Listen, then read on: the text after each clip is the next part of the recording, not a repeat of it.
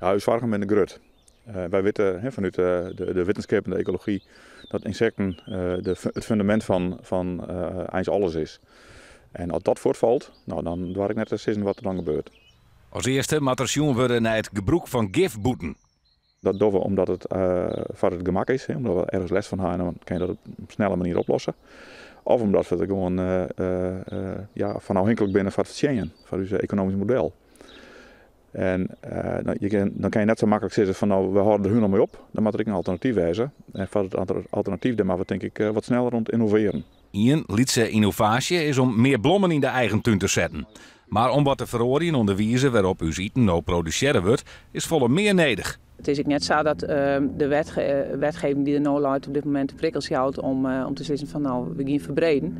En dat houdt ook geen zekerheid als dan een bepaald inkomen kan houden, dat die bestier nog kerst uitoefenen als boer. En dat is een risico waar we op dit moment in zitten. En dat weerhoudt ik wel boeren van ja, ze zeggen van nou, met helemaal los en we gaan door dan. Ja, wie zorgt er nou voor dat wij onze bedrijven nog rein kunnen houden? Je balanceren een beetje op het snijvlak van wat de maatschappij van je vraagt en wat je levert je kennen zonder al te volle risico voor het vatbesteden van het bedrijf.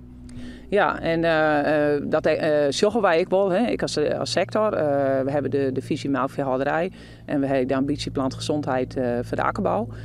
Daarin worden best wel behoorlijke stappen op het gebied van grondgebondenheid. En in de akkerbouw op het gebied van gebruik van gewasbeschermingsmiddelen. Daar hebben we echt wel hoge ambities liggen. Maar die weg daar naartoe, dat kan net van jood op morgen.